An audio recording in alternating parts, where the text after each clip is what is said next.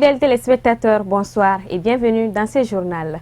Inauguration de la résidence du guide spirituel des Ansars à Banamba, construite à plus de 25 millions de francs CFA. Les Ansars de Banamba, par ce geste, entendent témoigner leur profonde gratitude à l'endroit du guide spirituel des Ansars, Syed Cherif Ousmane Madani Haïdara, pour les efforts consentis dans le rehaussement de l'islam. Ce jour, jeudi 23 mars 2017, jour inoubliable par sa grandeur, car la présence de Seyd Cheikh Cherif Ousmane Madani Haïdara, guide spirituel des Ansars, ambassadeur de la paix, pour l'inauguration de la résidence qui lui a été offerte par la section Ansardine El Islamia de Banamba et les Ansars ressortissants de Banamba à Bamako. Cet événement historique revêt d'une importance capitale pour le cercle de Banamba. En effet, la résidence du guide est sise au quartier Santigila, dont la composition est la suivante: un salon, 5 chambres, 2 toilettes internes et une terrasse couverte. Cet ensemble, pour un coût estimé à 25 millions de francs CFA, bâti sur un terrain de 63 mètres sur 22 mètres, soit une superficie de 1386 mètres carrés. Ceci n'est que symbolique, car cet ambassadeur de la paix mérite bien plus que cela. C'est grâce à lui que nous avons bien assimilé les préceptes de la religion, les droits et les devoirs des uns et des autres. En plus de la résidence, la médersa a été érigée en 2 blocs, portant les noms respectivement de Moridian Sangaré, côté ouest, et Batidjan Traoré, côté est, pour leurs efforts remarquables dans la vie de notre association. Que leurs âmes reposent en paix. Amen. Juste pour remercier Seyd Cheikh Cherif Ousmane Madani Haïdara pour nous avoir guidés sur le chemin du salut, car il a sacrifié sa vie pour l'expansion de l'islam et le rayonnement de la paix dans le monde entier. Ainsi, nous lui demandons de formuler des bénédictions, non seulement pour le retour de la paix dans le Maliba, mais aussi pour l'émergence du cercle de Banamba. Vive le Mali un et indivisible, vive Seyd Cheikh Cherif Ousmane Madani Haïdara, pour que vive le Mali uni dans sa diversité, en parfaite harmonie, gage de tout développement. Je suis très content aujourd'hui, très content aussi, que les Ansardines de Banamba a construit une maison pour Cherif Ousmane Madani Haïdara. Je suis là aujourd'hui pour inaugurer ça. Bon, je salue le bon Dieu. Je demande au bon Dieu aussi de faire tous les biens des choses à Ansardine de Banamba et puis à tous les Ansardines du monde. Le président de la Chambre de commerce et d'industrie du Mali, accompagné d'une forte délégation, s'est rendu ce mercredi à Koulikoro. Objectif, s'enquérir de l'état d'avancement des travaux du chantier régional de la Chambre de commerce et d'industrie. Ousmane Sogouré et Ibrahim Koulibaly. Cette visite du président, accompagnée d'une forte délégation dans la 2e région administrative du pays, a pour objectif de s'enquérir de l'état d'avancement des travaux du chantier de la Chambre de commerce et d'industrie de la dite région, afin d'apporter les derniers réglages avant son inauguration prévue dans les tout prochains jours. L'objet de cette visite ce matin à Koulikoro, c'est pour s'enquérir l'état d'avancement de ce bâtiment, qui est fin prêt d'ailleurs. On avait fait un programme par rapport à l'inauguration. Comme vous-même vous le voyez, elle est fin prête. Ça n'attend que les plus hautes autorités pour l'inauguration. C'est un bâtiment qu'on a conçu pour, certes, la Chambre de commerce, mais elle va faire profiter toutes les Koulikoroa. Comme vous le voyez, les salles de conférence qui sont dedans. Et puis on a mis ça à la disposition de la délégation régionale de la Chambre de commerce de Koulikoro, mais c'est pour aussi l'ensemble des secteurs privés qui sont dans cette région. Donc on avait programmé l'inauguration, comme je disais, courant mois d'avril. Tout dépend de la disponibilité, les plus hautes autorités pour sa inauguration. Mais j'avais jugé nécessaire de venir m'enquérir vraiment l'état d'avancement, comme elle est presque finie. Ce joyau architectural bâti sur une superficie de 2000 m² est réalisé à hauteur de 400 millions de francs CFA sur budget de la Chambre. Il comporte plusieurs bureaux, des salles de réunion et une salle de conférence pouvant accueillir plus de 400 personnes. Les bâtiments bâtis, je pense bien, je ne saurais le dire, mais autour de 2000 m². Les coûts de financement ont coûté plus de 400 millions de francs CFA, financés entièrement sur le budget de la Chambre de commerce et d'industrie du Mali. Ce n'est pas seulement celle-là. On avait un grand programme d'investissement. Les mêmes bâtiments aussi se trouvent à Caille aujourd'hui, qui est aussi fin prêt, qui n'attend toujours que la faveur des plus autorités pour l'inauguration. Et celle-là a coûté 400 et quelques millions avec les équipements qu'il faut. Effectivement, j'ai eu à dire ça au président des délégations régionales de la Chambre, tout de suite dans les locaux là-bas, pour dire qu'elle est fin prête, mais il faut qu'ils arrivent à mettre toutes les dispositions qu'il faut pour l'entretenir. C'est vrai, un joyeux bâtiment comme ça, il faut l'entretenir pour qu'il reste intact, pour que le bâtiment ne se dégrade pas. Je l'ai même instruit de chercher tout de suite les personnels qu'il faut pour l'entretien courante, de façon permanente. Pour rappel, la réalisation de ce nouvel édifice contribuera sans doute à défendre les intérêts des entreprises commerciales industrielles du Mali en général et en particulier ceux de Koulikoro. C'est toujours dans cette optique que le président Youssouf Bathily a continué sa visite à Bamako ce vendredi en se rendant au chantier du nouveau marché moderne de la Chambre 6 à Dar Salam. Ousmane Sogouri.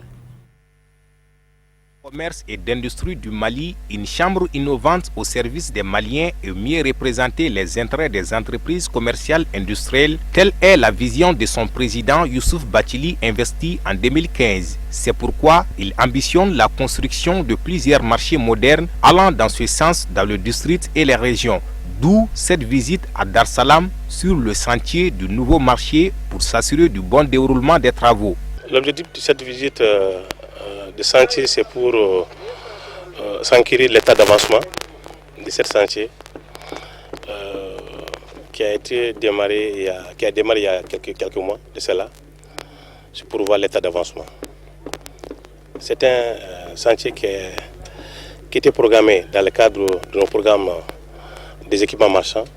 Lorsque le nouveau bureau de la Chambre de commerce est arrivé à la Chambre en septembre 2015, on avait initié un plan de mandature sur lequel il y a une grande partie qui est destinée à financer les équipements marchands. Comme vous le savez, il y a un grand déficit chez nous au Mali ici par rapport à cet équipement. Selon le président de la Chambre, la fin de ces travaux est prévue dans 2 mois et les boutiques seront destinées à recaser les commerçants après les opérations de déguerpissement des voies publiques initiées par le gouvernorat du district. À la fin de cette chantier, elle va être occupée par des commerçants détaillants, plus particulièrement.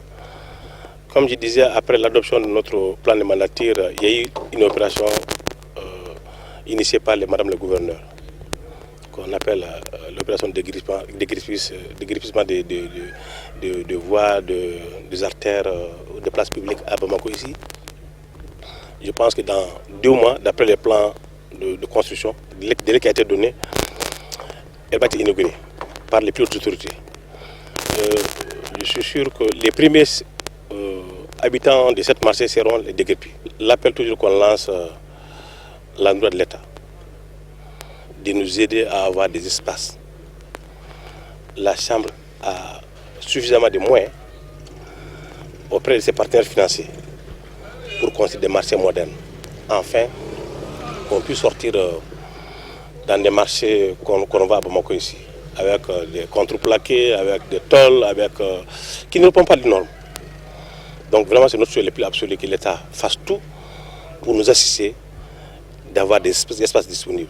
On a eu à recommander pas mal on a identifié pas mal des endroits qu'on a transmis à l'État pour nous aider. Parmi ces espaces, il y a la bande 140 en partant vers l'aéroport après l'hôtel Olympe, qui fait 11 hectares, sur laquelle la Chambre a demandé 5 hectares, pour faire un marché qui va prendre au moins 5000 boutiques, qui va régler le problème des rives droites. Ici encore, on a ciblé certains espaces dont fait partie aussi les saints épiques. C'est vrai que c'est la tradition chez nous. On n'a pas demandé, encore que les chevaux ne courent plus. Non, on peut délocaliser. Par exemple, dans les jours aéroportiers aujourd'hui, les mêmes endroits, on peut clôturer, mettre tout ce qu'il faut et céder ça à la Chambre de commerce. Signalons que la réalisation de ce nouveau marché va coûter à la Chambre de commerce et d'industrie du Mali plus de 600 millions de nos francs pour 450 places.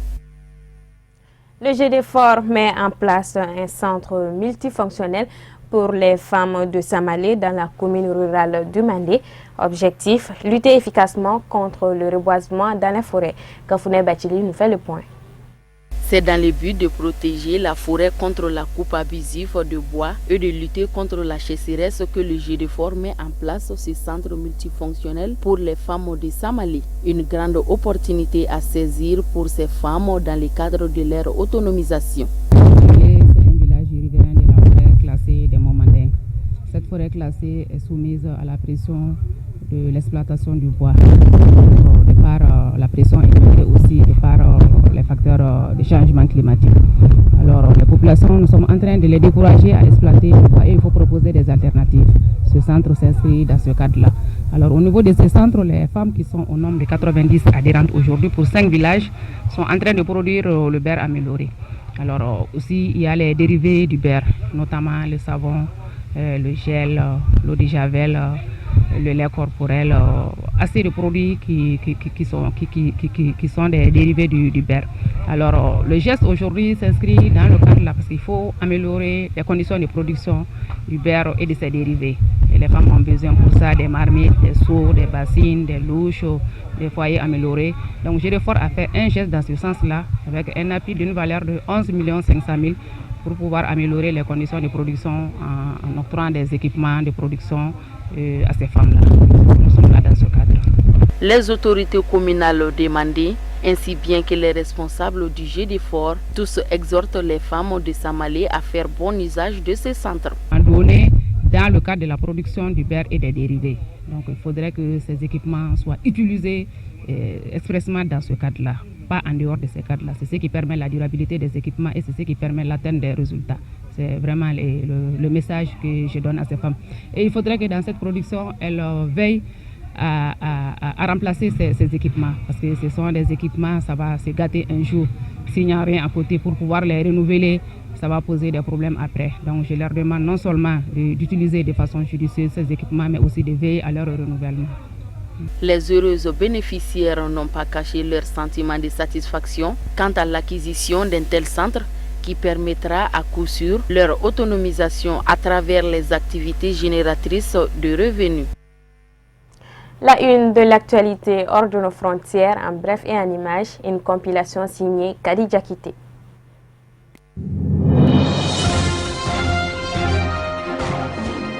À Dakar, Khalifa Sall était à nouveau dans le bureau du juge jeudi. En prison depuis 2 semaines, le maire de Dakar, soupçonné d'avoir détourné 2,7 millions d'euros issus d'un fonds de l'État, a été confronté avec ses principaux collaborateurs qui sont aussi inculpés dans ce dossier. Une affaire évoquée aussi à l'Assemblée nationale dans la soirée par le Premier ministre et qui a provoqué une bronca des députés proches de l'édile. Un dossier extrêmement sensible entre justice et bataille politique. Khalifa Sall a passé 5 heures dans le bureau du juge, confronté notamment au DAF de la mairie, le directeur administratif et financier.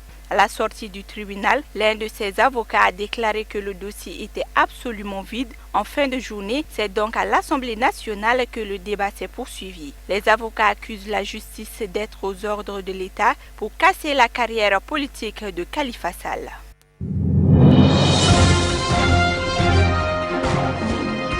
L'ex-président égyptien Hosni Moubarak a retrouvé la liberté ce vendredi, mais plusieurs figures du printemps arabe dorment encore derrière les barreaux. Dans l'Égypte de Sisi, la révolution de 2011 vient d'être liquidée symboliquement. C'est son avocat qui a annoncé vendredi le départ d'Hosni Moubarak de l'hôpital militaire du Caire, dans lequel il a passé l'essentiel de ses 6 années de détention. La libération de Moubarak, qui avait régné sans partage sur le pays pendant 30 ans, vient briser définitivement les aspirations nées d'une révolution qui avait porté l'espoir d'un régime plus démocratique.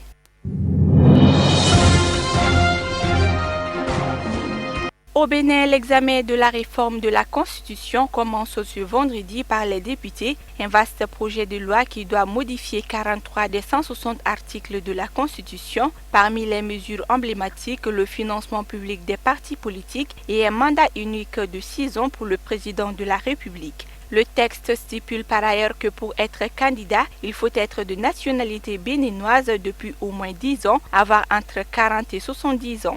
Aussi, un mandat de 6 ans renouvelable pour les députés et les membres des collectivités territoriales. Autre nouveauté, le projet de loi prévoit aussi un financement public des partis politiques, mais seulement pour ceux qui auront recueilli au moins 1/5 du nombre de députés et qui ont une représentativité nationale. Il prévoit également le renforcement de l'indépendance de la Cour constitutionnelle et de la Haute Cour de justice qui devient une juridiction ad hoc.